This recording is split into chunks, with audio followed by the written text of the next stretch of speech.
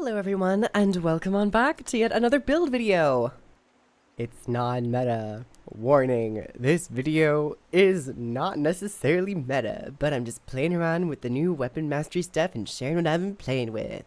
Warning, warning, warning.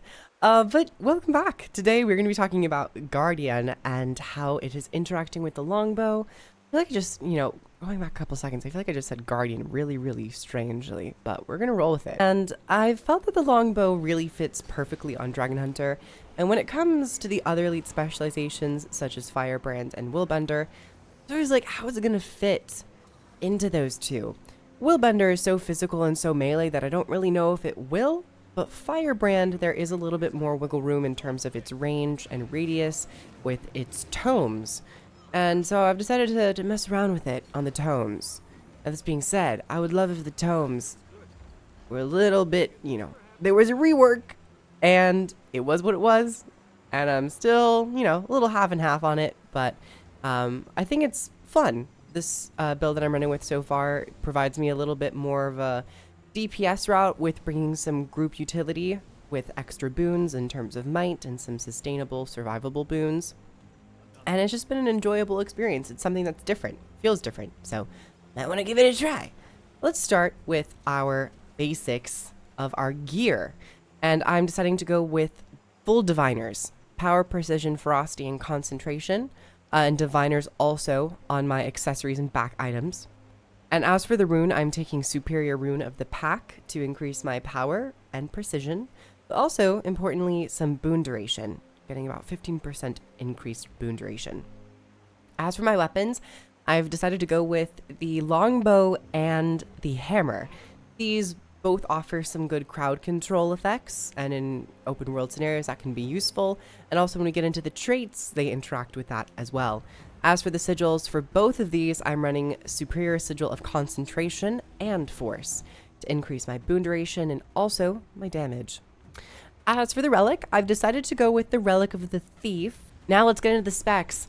I'm running with Zeal, Honor, fun, and Firebrand. This is DPS, but it does provide a little bit of group utility, so Honor I wanted to play around with in a more DPS realm and see how that feels. So Zeal, I'm running with Fiery Wrath, Kindled Zeal, gain condition damage based on your power. You could go Zealous Blade if you just want to go full on power, but with the Tome of Justice, the F1, you apply quite a bit of burning, so just giving myself any little bit of extra condition damage is kind of useful. And then I'm also taking Symbolic Avenger, increased damage to foes when you proc your symbols. Honor, I decided to go with Protector's Restoration, cast Lesser Symbol of Protection when you use a healing skill. This is on a 20-second cooldown, but it's nice to incorporate some extra protection, and if any mobs are in melee range of your own character, they'll start taking some damage and applying some vulnerability, increasing your damage and damage that your allies do to them. I'm also taking Empowering Might, grant might to nearby allies when you critically strike. This is a really fun trait, but once again, I don't think that this belongs in Honor necessarily. I'd much rather see this functionality be baked into Zealous Scepter, grant might when Virtue Skill 1 procs, or when you critically strike, and this is just a pure AoE. Finally, Firebrand.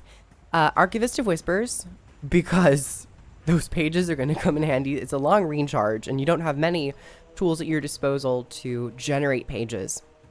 Legendary Lore.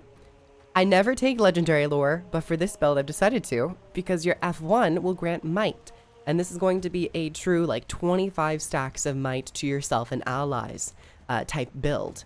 The regen and protection are okay. The protection is better than the regen in my opinion. And then finally, I'm taking Stoic Demeanor. Yeah, in PvE. This will grant resistance and might to myself and allies whenever I crowd control an enemy. And with the weapons of longbow and hammer, you have decent access to crowd control in terms of deflecting shot, and then also banish. So that's why I've decided to run with these two weapons. And you also retain your courage passive effect while it's on cooldown. I don't typically pop into Tome of Courage all too often, but yeah. As for my actual weapons, as I had mentioned, this build is a bit more power oriented, but it also seeks to generate those stacks of might. And for my skills, I'm taking the mantras of Solace, Potence, Flame, and the Elite Liberation.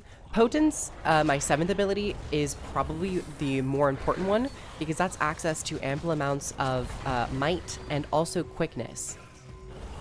And as you just critically strike and as you're hitting and using your Potence, you're getting decent amounts of might. And then we can pop into our F1 tome, which using these abilities, wherever the area is, so for this, if you're in this area for the 3rd ability, you'll gain might. Auto attacks will give might to you and any allies in the cone. These larger area of effect abilities, any allies within the radius of that skill will receive might. So that's how you are able to share out extra sources of might.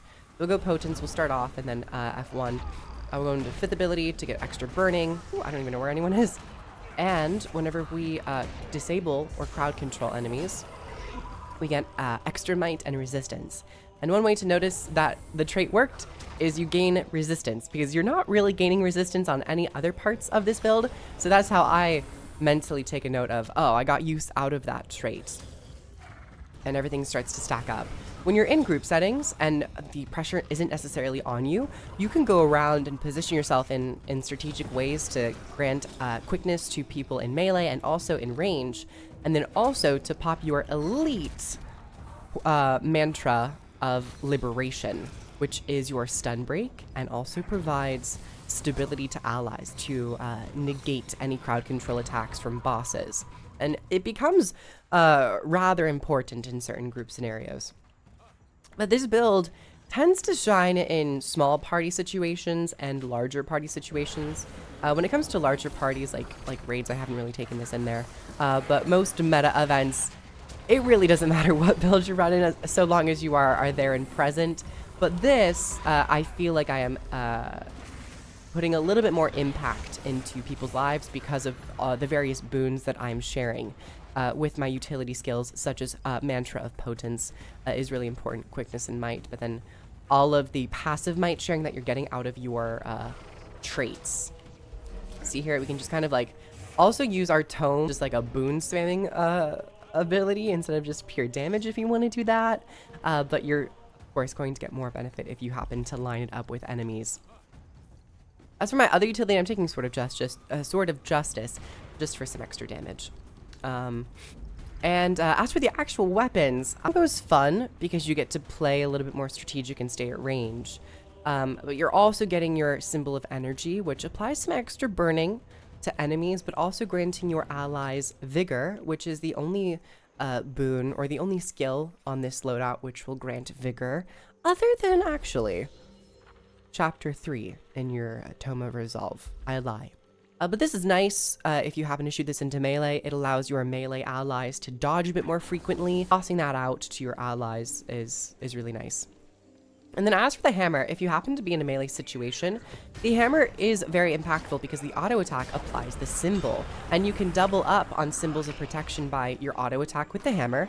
And then also using that trait, whenever you use your healing skill, you will pop a protection symbol on the ground, so you can really stack a decent amount of protection on you and your allies. Also, your symbols will heal, last longer, and have an increased radius because of my Grandmaster trait, Writ of Persistence, over here.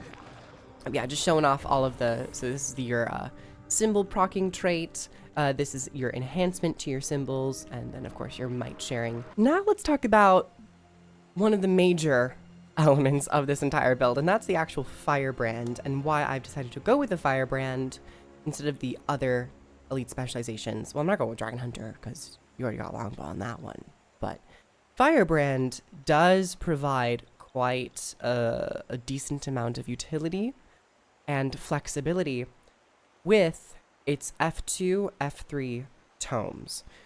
And yes, I've already discussed a bit about F1, so while this is more damage oriented, you have the opportunity to slot into certain tomes when you need to. So if you are taking more damage or your allies are taking more damage, you can pop into F2, your Tome of Resolve, and spam out some heals. Usually I stick with just the single page cost abilities because I tend to want to sit in Tome of Justice a little bit more rather than spending all of my pages in the other ones. However, when it comes to Virtue of Courage, oftentimes I feel like the only useful skill here is Unbroken Lines, because you're getting so much toughness, you're getting that protection, stability, and also Aegis. Very strong defensive buffs and boons. Some situations might call for Valiant Bulwark if you happen to be in a projectile-heavy encounter, as it creates a bubble to reflect projectiles, but that is more so situational. One thing about the tomes that I still am graded by is the inability, or a rather limited ability, to generate pages on your tome, especially the tome that you are kind of quote-unquote specializing in with your Grandmaster choice. One thing that I would really love to see is if your first abilities don't actually cost pages, maybe just depending on which trait you've selected, if you really want to make it so specific and really require choice. But I think it would be interesting to have one ability on the tome act as something that is more consistent and can always be used, and then used as something to generate pages for your other abilities. It's just when you're not taking something like Lore Master or Weighty Terms, having to wait the full 8 seconds to then generate enough pages to get even a use out of the trait Swift Scholar is really difficult. And I know I said a lot, and for those of you who might not understand, for the Firebrand, Swift Scholar is every 3 abilities that you use in a tome, you'll gain a page, which essentially just makes one of your abilities free if it just costs 1 page. And so you essentially have to wait 24 seconds in order to get any use out of something like Swift Scholar. And I don't know, I think that's always kind of rubbed me the wrong way in terms of limited access into generating pages when you need to and when on demand. And so I think if your auto attack was maybe slightly weaker to compensate for the access that it would provide, in terms of it costs 0 but will proc something like Swift Scholar to generate pages, maybe that would be interesting, or a little bit more reliable with the specific tome you are trying to specialize in. It's a really interesting and fun build that I've had the pleasure of testing out, this bow book build, and I hope you all enjoyed. If you have any comments in regards to this specific build or any recommendations, I'd love to hear down below. Comment down below any other profession weapon combinations you'd like me to test out, especially any of the new ones, and I'll see if I can squeeze it into my schedule. If you'd like to order Guild Wars 2 Secrets of the Obscure and gain access to this wonderful world of build flexibility, you can use my links down below. I'm also affiliated with DX Racer if you'd like to pick up any Guild Wars 2 specific gaming chair merch or any other products. You can use my link and use code KROOF for 5% off. And thank you so very much to my patrons for your support to my channel. It greatly helps out. You get early access to videos and some exclusive videos, so if you want to go over to Patreon, that link will also be down below. Subscribe, like, and comment. We're almost at 20k, kind of, and that's really exciting. I'd like to get there, and I'll see you all later. Bye, everyone.